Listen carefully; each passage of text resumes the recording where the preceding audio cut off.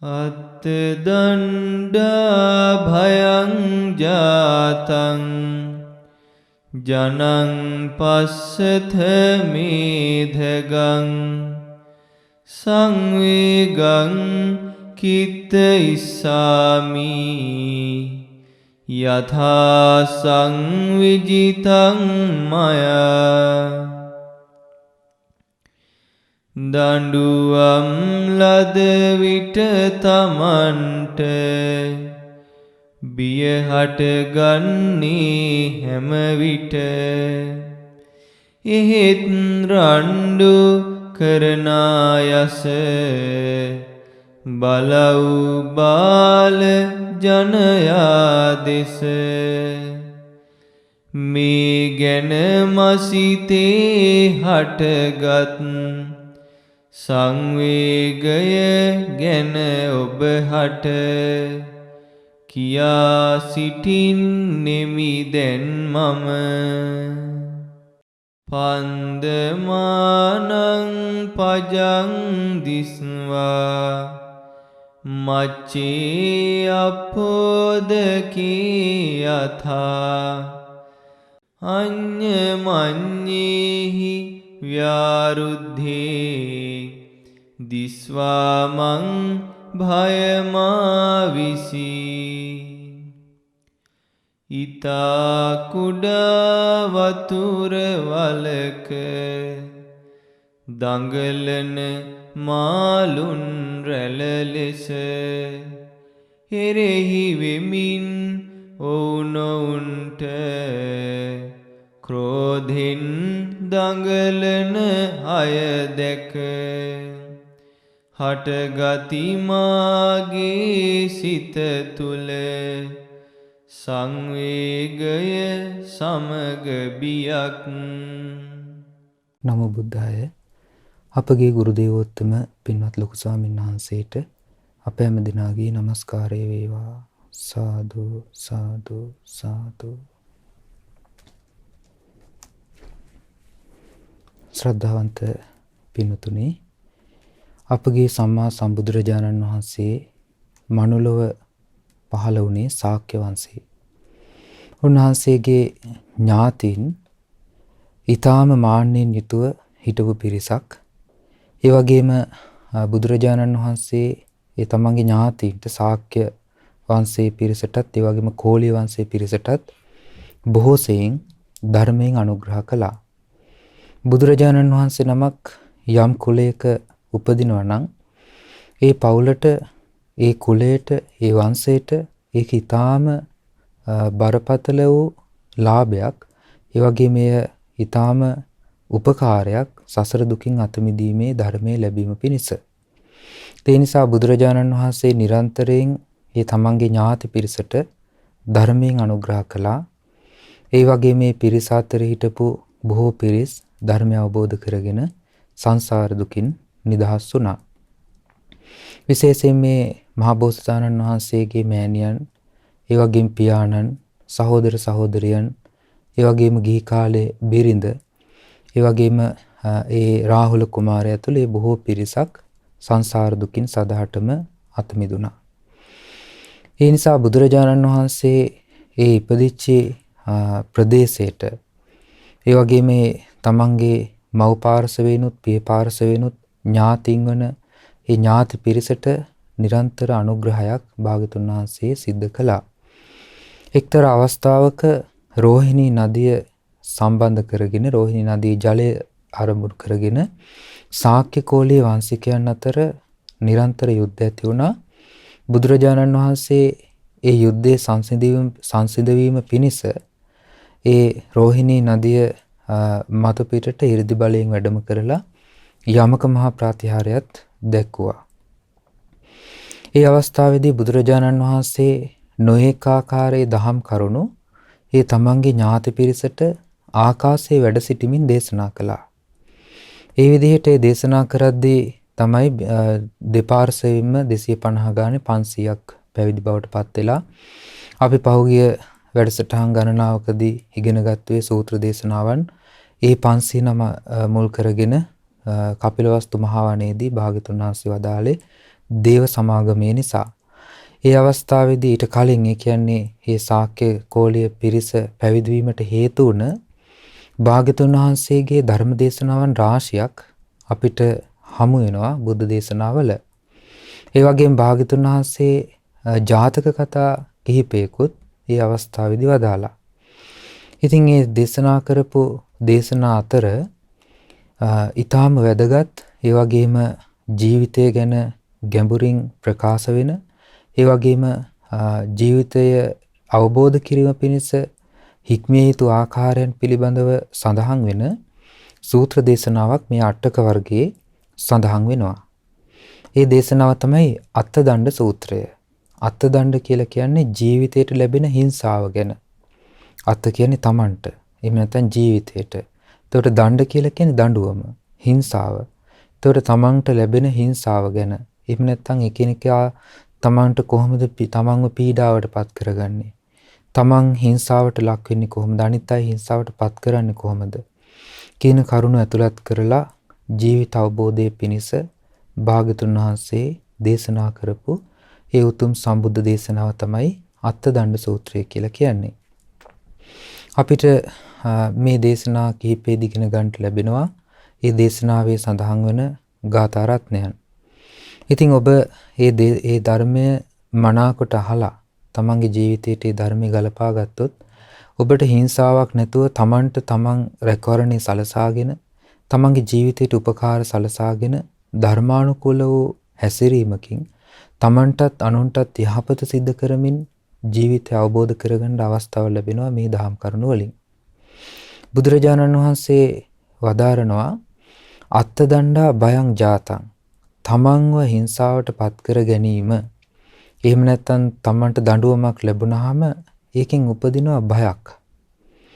ජනං පස්සත මේදගං, ජනයාව දකින්න කියනවා මේ දෙපාර්ශවයකට බෙදිලා රණ්ඩු සරවල් කරගනිමින් සිටින ජනතාව දිහා බලන්න කියනවා. දැන් බලන්න මේකේ මේ දේශනාවේ පසුබිම තමයි මෙතන වැදගත් වෙන්නේ. ඒ ශාක්‍ය කෝලිය වංශිකයන් රෝහිණී නදියේ ජලය සම්බන්ධයෙන් තමයි මේ අර්බුදය උපදවාගන්නේ. ඒ දෙපාර්ශවයේ යුද්ධ කරන්න සූදානම් වෙලා සිටිද්දී තමයි භාගතුන් වහන්සේ එතනට වැඩම කරන්නේ. දෙපාර්ශවයේ බොහෝ පිරිසක් මැරෙන බව දැනගෙන ඒ පිරිස සංසන්ද වීම පිණිසයි බුදුරජාණන් වහන්සේ වැඩම කළේ. ඉතින් මේ පිරිස දෙපාර්ශවයකට බෙදිලා තමන්ගේ එකම ඥාතීන් දෙපාර්ශවයකට බෙදිලා රණ්ඩු සරවල් කර ගැනීම සම්බන්ධයෙන් තමයි භාගතුන් වහන්සේ මේ දෙසුම වදාළේ. ඉතින් ඒකෙදී බුදුරජාණන් වහන්සේ දේශනා කරන අනිත් අයට හිංසා කිරීම, අනිත් අය පීඩාවට පත් කිරීම කියලා කියන්නේ හැමෝටම බයක් ඇති වෙන දෙයක්. කොහොමද මේ බය ඇති වෙන්නේ? බුදුරජාණන් වහන්සේගේ ධර්මයේ සඳහන් වෙනවා තමන්ට පීඩාවට පත් කරගන්නවා කියලා කියන්නේ, අනිත් අය පීඩාවට පත් කරනවා කියලා කියන්නේ ලෝකයේ තියෙන ඊටාම කටුක වූ කරකශ වූ දෙයක් වශයෙන්. ඒ කටුක කරකශ දෙය කවුරුත් ප්‍රිය කරන දෙයක් නෙමෙයි. ඒකෙදී භාගතුන් වහන්සේ දේශනා කරපු බාලපඬිත සූත්‍රය වගේ දේශනාවල සඳහන් වෙනවා රජවරුන් අතීතයේ දීපු දඬුවම්. ඒතොර කෙනෙක් ප්‍රාණඝාතය කරලා, සොරකම් කරලා, එහෙම නැත්නම් කාමිත්‍යාචාරය ආදී මේ අකුසල් කරලා රජවරුන් හමුවට පමුණවනවා. ඒ පැමිණෙවට පස්සේ රජවරුන් විසින් දඬුවම් ලබා දෙනවා. ඒ දඬුවමට කවුරුත් බයයි. නීතියට කවුරුත් බයයි. දඬුවමට බයයි. ඒ නිසා ඒ දඬුවම් දීම ගැන කියනවා අත් කැපීම්, කන් කැපීම්, නාසා කැපීම්, ඊළඟට ශරීරයේ හැම දෙතිස්වද කියලා අතීතයේ සඳහන් කරලා තියෙන්නේ. ඒකට ඒ වගේ දෙතිස්වද පැමිණවීම ඒවා තමයි මෙලොවදී ලැබෙන විපාක. මෙලොවදී ලැබෙන දඬුවම නිසා ලැබෙන බය තැති ගැනීම.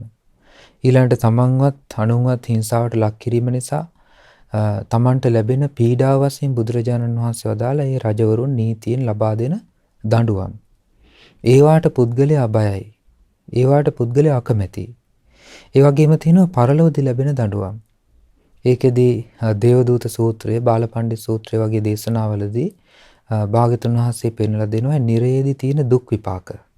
නිරේ කොයිතරම් දුකක් තිබෙනවද කියලා ඔබට දේශනා ඉගෙන ගන්නකොට මේ දේශනාවල සඳහන් වෙලා තිබෙනවා. ඒ නිසා මේ පරලොව බයත් මෙලොවදී ඇති වෙන බයත් කියන මේ දෙකම හිංසාව නිසා, පීඩාව නිසා, ඒ කියන්නේ අසහනය නිසා තමන්ට ලැබෙනවා කියලා භාග්‍යවතුන් වහන්සේ වදාලා. පව් කිරීම නිසා. ඒ නිසා පව් කරන කෙනාට මෙලොවත් භයක් හට ගන්නවා. පරලොවදීත් ඔහුට දුකසේ භයෙන් තමයි වාසය කරන්න සිද්ධ වෙන්නේ. ජනං පස්සත මේදගං බුදුරජාණන් වහන්සේ දේශනා කරනවා මේ ජනතාව දකින්න මේ දෙපැත්තකට බෙදිලා ඉන්න. දෙපසකට බෙදිලා තමයි කලකෝලහල කරන්නේ. දෙපැත්තකට බෙදිලා තමන්ගේ විරුද්ධවාදීන් අරබයා තමයි රණ්ඩු සරවල් ඇති කරගන්නේ. සංවේගං කිත්ත ඉස්සාමි. එතකොට භාග්‍යවතුන් වහන්සේ වදාරනවා සංවේගය. උන්වහන්සේගේ සිත තුළ හටගත්තු යම් සංවේගයක් තියෙනවා. කුමක්ද ඒ සංවේගය? තමන්ගේ ඥාතීන්ට මෙවැනි කරදරයක් ලැබීම. එහෙම නැත්නම් මේ දෙපැත්තකට බෙදිලා රණ්ඩු සරවල් කර ගැනීම නිසා එයාට මෙලොවදීත් ලැබෙන දුක පීඩාවත් පරලොවදී ලැබෙන දුක් පීඩාවත් දැකලා භාග්‍යවතුන් වහන්සේට උපදිනවා අනුකම්පාවක් සංවේගයක්. යථා සංවිජිතම්මයන් මම ඒක ප්‍රකාශ කරන්නම් ඒ මං සංවේගයට පත්වෙච්ච විදිහ කියලා තමයි බුදුරජාණන් වහන්සේ මේ දේශනාව ආරම්භ කරන්නේ. එතකොට මේ සංවේගයට පත් උනේ ඇයි? ඇයි මේ සත්වයන් මේ විදිහට හිංසාවට ලක් වෙන්නේ? අනිත් අය හිංසාවට පත් කිරීම නිසා තමනුත් පීඩාවට පත් වෙන්නේ කොහොමද කියලා මේ කරුණ නිසා සංවේගයක් උපන්නා. ඒ සංවේගයයි මම දැන් ඔබට මේ ප්‍රකාශ කරන්න යන්නේ කියලා භාග්‍යවතුන් වහන්සේ වදාරනවා. ඒතකොට සාමාන්‍ය බලන්න ලෝකේ දැන් අපි කතා කරනකොට අපි කියනවා අනේ මේ අයට මොනව වෙලාද කියලා. එතකොට ලෝකයේ දිහා යම් ව්‍යසනයක් යම් කිසි ආකාරයේ කරදරයක් එහෙම නැත්නම් අනිත් අය හිංසාවට ලක් කිරීමක් සාමාන්‍ය ලෝකයා අතර දැක්කහම ඒ සාමාන්‍ය ලෝකයා අතර ඇති වෙනවා සංවේගයක්. ඒ කනගාටු වෙනවා සාමාන්‍ය අපි හිතුම් මිනිමෙරුමක් ඇති වුනහම ඊළඟට හොරකමක් වුනහම ඊළඟට නොඑක ආදී අපරාධ වුනහම කල්පනා කරනවා මේ මොනතරම් හානියක්ද මොනතරම් පිරිහීමක්ද කියලා සංවේගයටපත් වෙනවා. ඒ සංවේගයටපත් වීම අපි බලන්නේ සාමාන්‍ය ඇසින්. නමුත් බුදුරජාණන් වහන්සේ නමක් ඒ හිංසාවට ලක්වීම සහ අනිත් අය හිංසාවට පත්වීම සම්බන්ධයෙන් භාග්‍යවතුන් වහන්සේ දකින්නේ ඊට වඩා වෙනස් කෝණයකින්. මොකද බුදුරජාණන් වහන්සේ තිබුණ ලෝකයේ පිළිබඳ පරිපූර්ණ ඥානයක්. ඒ ඥානයේ යුක්තව තමයි භාග්‍යවතුන් වහන්සේ ඒ සත්ව ප්‍රජාව දිහා බලන්නේ. මේ කෝලාහල කරගන්නේ රණ්ඩු සරුවල් වෙන්නේ මිනිස්සු විතරක් නෙමෙයි. දෙවියන් පවා යුද ඇති කරගන්නවා. අපිට ඔය දජග්ග සූත්‍රය වගේ දේශනාවලදීත් ඒ වගේම සක්ක සංයුත්තේ ආදී දේශනාවලදී දකින්න ලැබෙනවා දෙවියන් සහ අසුරයන් අතර ඇතිවෙච්ච යුද කෝලාහල. මේ යුද කෝලාහල නිසා අය පීඩාවට පත්වෙච්ච විදිය. ඒ නිසා මේ දෙවියන්ටත් මිනිසුන්ටත් උපකාරක ධර්මයක් වශයෙන් භාග්‍යවතුන් වහන්සේ මේ හිංසාවට පත්වීම සහ තමනුත් හිංසාවට පත්වීම සහ ඒ වගේම අනිත් අය හිංසාවට පත් කිරීම කියන මේ කරුණු දෙක ගැනම මේ ගාථා වලින් දේශනා කළේ. ඒකෙදි පිනුතුන විශේෂයෙන් අපි දැනගන්නට ඕනේ භාග්‍යවතුන් වහන්සේට ඒ සංවේගය ඇති උනේ ඒක දුකක් නෙමෙයි. සමහර කෙනෙක් හිතන්න පුළුවන් මේ දුකක් ඇති වෙලා. නෑ දුකක් නෙමෙයි. බුදුරජාණන් වහන්සේට තමන්ගේ ශාක්‍ය වංශයේ ඝාතනයට ලක් වුණාට පස්සේ විදුඩබ කුමාරයා අතින් ඒ රජ පිරිස අතින් ඒත් බුදුරජාණන් වහන්සේට අනුකම්පාවක් සංවේගයක් හටගත්තා මිසක් ඊගෙන දුකක් දුම්නසක් ඉපදුනේ නැහැ. සංවේගය කියලා කියන්නේ භාග්‍යවතුන් වහන්සේලාට රහතන් වහන්සේලාට මාර්ගඵලලාභී ශ්‍රාවකින්ට උපදිනේ සංවේගය ඒක ධර්මානුකූලයි. ඔවුන් කල්පනා කරන්නේ අනිත්‍ය වූ දේ අනිත්‍ය වූ වසඟයට ගියා. දුකට අයිති දේ දුකේ වසඟයට ගියා.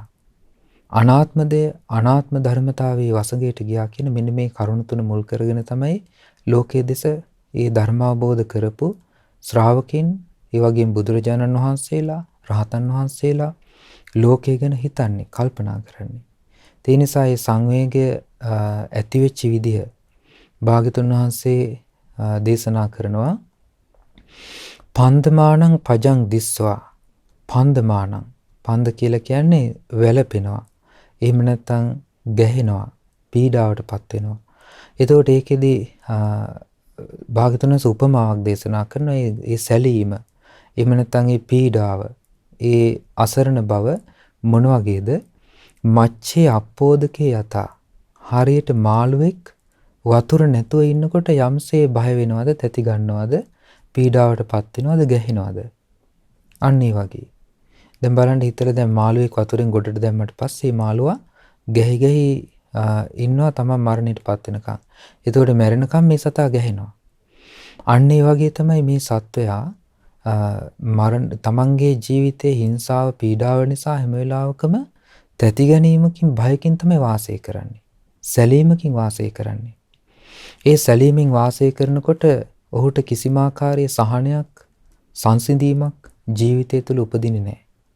කිසිදු ආකාරයක නිර්භය බවක් ජීවිතේ උපදින්නේ නැහැ. හැම වෙලාවකම බයකින් තමයි ඉන්නේ.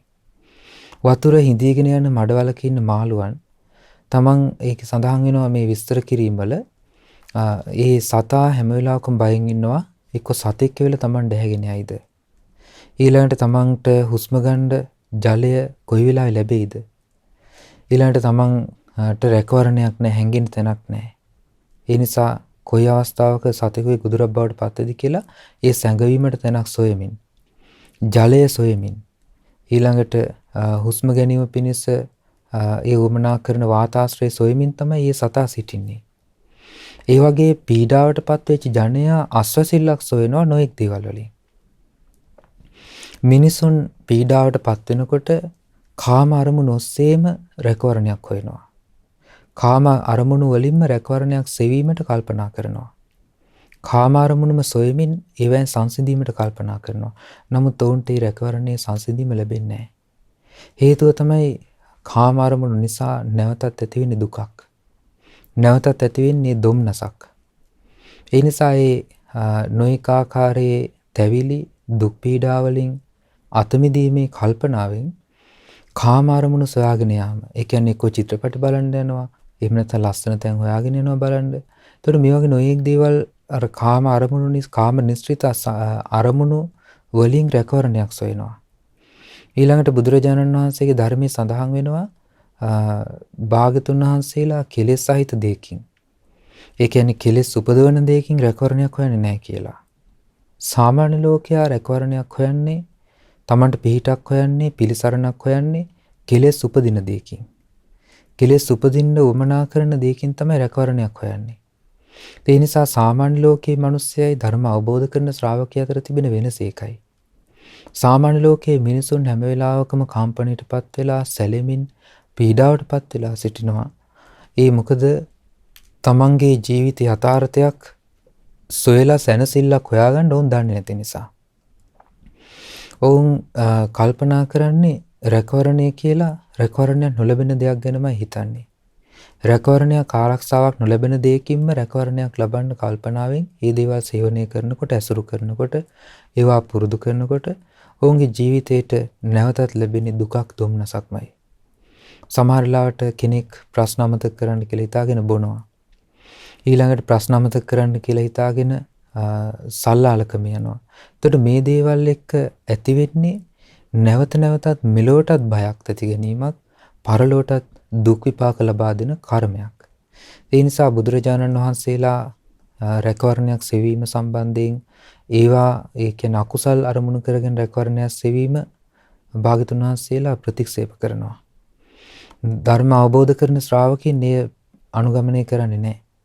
ධර්මය අවබෝධ කරන ශ්‍රාවකයෝ අනුගමනය කරන්නේ සංසිඳන මගක්. ඒක කරන්නේ නුවණ තියෙන කෙනෙක්. ප්‍රඥාව නැති කෙනෙකුට ඒක තේරෙන්නේ නැහැ, වැටහෙන්නේ නැහැ.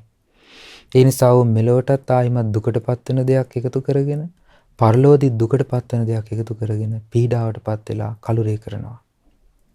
ඒ නිසා මේ රෝහිණී නදිය අසබඩ රැස්ුණ ශාක්‍යකෝලීය වංශිකයන් රැකවරණයක් නොලැබෙන ක්‍රමයකින් තමයි රැකවරණයක් සොයන්න ගියේ.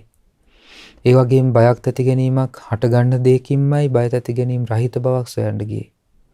ඊළඟට Tamanට උපකාරයක් හොයන්න ගියේ උපකාරයක් නොලැබෙන දෙයකින්මයි. ඒක දැකපු බුදුරජාණන් වහන්සේ මේ මහා කරුණාවෙන් මේ අයට උපකාර කළා. ඒ අය ධර්මය අහන්න භාගතුන් වහන්සේ 이르දි ප්‍රාතිහාරයක් සහිතවයි මේ ධර්මයේ දේශනා කරන්නේ. බුදුරජාණන් වහන්සේ රෝහිණී නදිය අසබරට වැඩම කරලා ආකාශයේ වැඩ සිටමින් මහා අඳුරක් මවනවා. මහා අන්ධකාරයක් මවලා ඒ අවස්ථාවේදී මේ තැති ගැනීමට පත්වෙච්ච පිරිස අස්වැසීම පිණිස නැගිනහිර ආකාශයෙන් යම් පුංචි ආලෝකයක් මවලා කිමින් කිමින් ඒ ආලෝකය වැඩි කරලා භාගතුන් වහන්සේ ඒ මැද්දෙන් ඒ පිරිස අතරට වැඩම කරනවා. ඒ අවස්ථාවෙත් තමයි මේ පිරිස සංවේගයටපත් වෙලා මේ ධර්මයේ ශ්‍රවණය කරන්න තමන්ගේ අභිආයුධ පැත්තකට දාලා ඒ බුදුරජාණන් වහන්සේ දෙසට හැරිලා ඒ භාග්‍යවතුන් වහන්සේ කුමක්ද කියන්නේ කියලා අවධානය යොමු කරගත්තේ.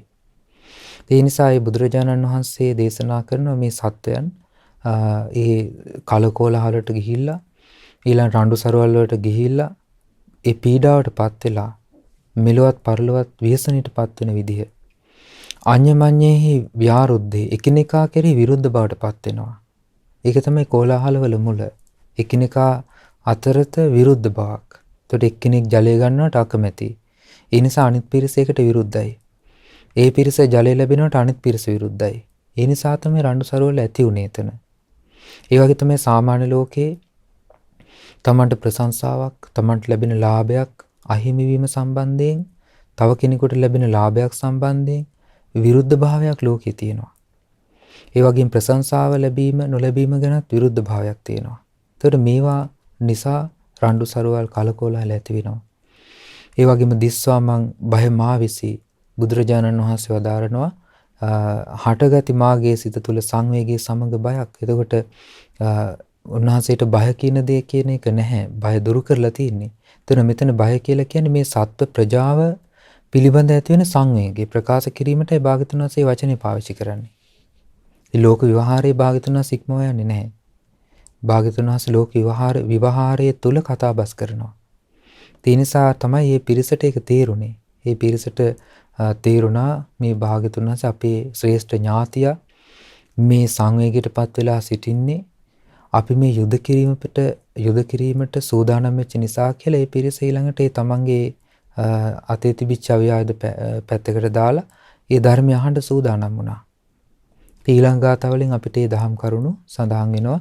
ඒ නිසා මේ ලෝකයේ බය තැති ගැනීම දුරු කිරීම පිණිස භාග්‍යවතුන් වහන්සේ ධර්මය වදාලා ඒ උතුම් සද්ධර්මය අපටත් ඒ බය තැති ගැනීම වලින් දුරු වෙලා ඒ වගේම දඬුවම් වලින් දුරු වෙලා මෙලෝ පරලෝ යහපත සලසා ගන්න හැම දිනාටම ඒ උතුම් බුද්ධ වචනේ උපකාර වේවා.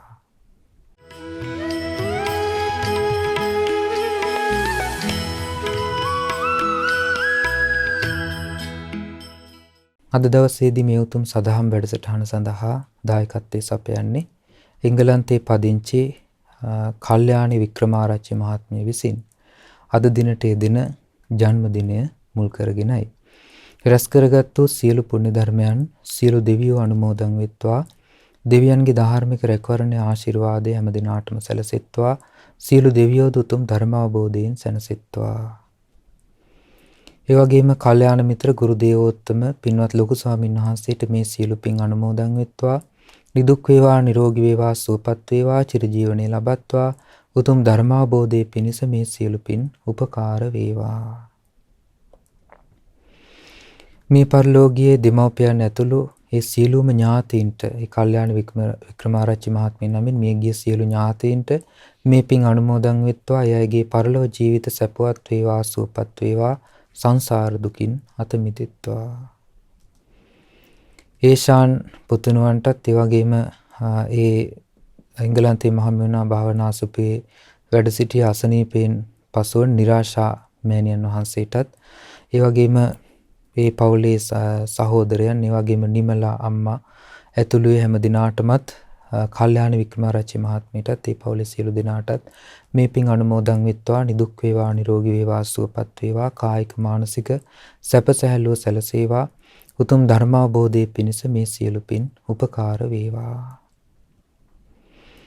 ඒ වගේම මහමෙවුනා වාසී සියලු මහා සංඝරත්නයටත් අනගාരികා මෑණියන් වහන්සේලාටත් පැවිදි අපේක්ෂක දරුවන්ටත් ශ්‍රද්ධා කාර්ය මණ්ඩලයේ සියලු පින්තුන්ටත් ශ්‍රද්ධා මාසික ධර්ම දාන සමාජිකත්වයේ දරන සියලු පින්තුන්ටත් මේ පින් අනුමෝදන් වෙත්වා.